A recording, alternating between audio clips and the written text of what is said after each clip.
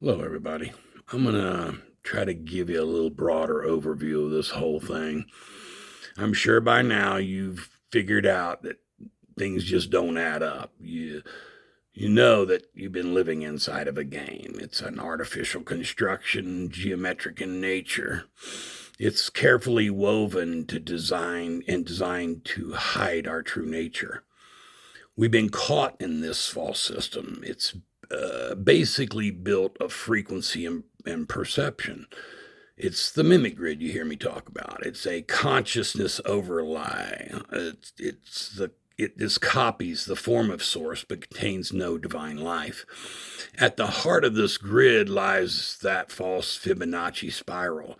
It's the pattern of birth, growth, decay, and death. It's finite. It's always feeding upon itself, always collapsing back into entropy. This is the architecture of limitations that keeps souls bound in the cycles of harvest. See, our energy, they are separated from source, so our energy is the most valuable resource in existence. The grid feeds on our attention, on our fears, our obedience, from the steeples of religion to the screens in our pockets. Even the artificial cold light that the moon gives off, that's a conduit. It's been placed there to siphon the life force of Earth and us. That's where the origin of the middleman, that's what it started with. To understand why the grid exists, we have to look past the stories we were told. What we call the Anunnaki were not aliens in ships. They weren't gods either. They were what you would call maybe like angelic beings, intermediary intelligences.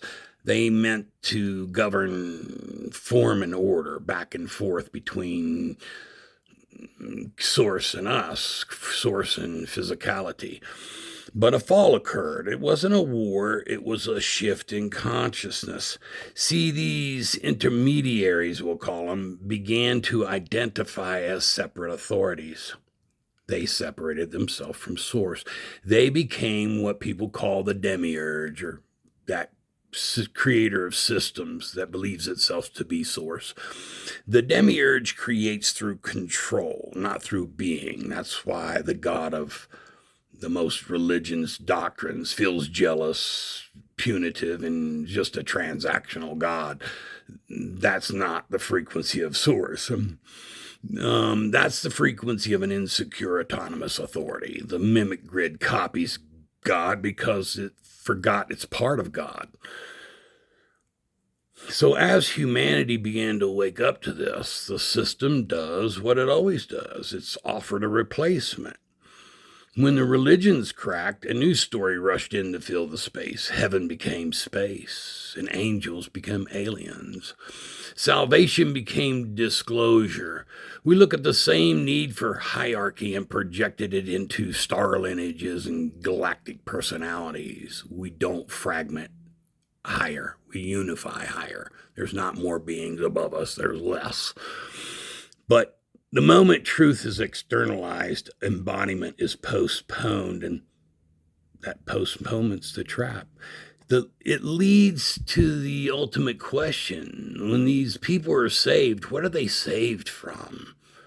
If a message requires your worship, or you're waiting for the next message, or your obedience to something external, or it's not source and it's not from source.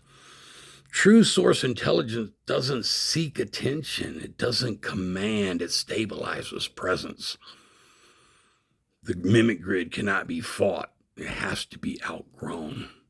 That's where the other spiral comes in, the crystal spiral. It flows directly from source. It doesn't decay. It's infinite and ever renewing. This is the original blueprint of your DNA. That's why it's a spiral. Anyway, Ascension's not an escape, and it's not an event. It's not being chosen. Ascension is remembering.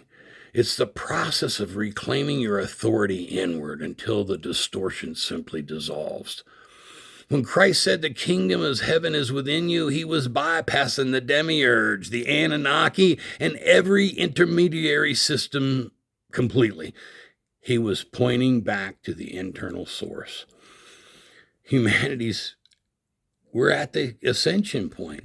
The victory doesn't come through striving or chasing or getting. It comes through that surrender I talk about. When you stop giving away your energy to the narratives, when you fall in love with the stillness that's within you, that's when the light drops in. And in that moment, you rise.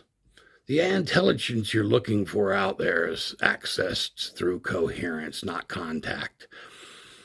All that stuff's just stories.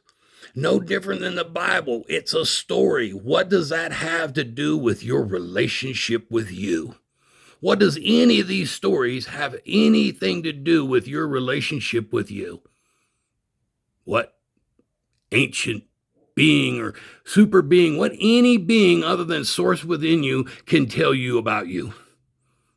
Love and light, guys.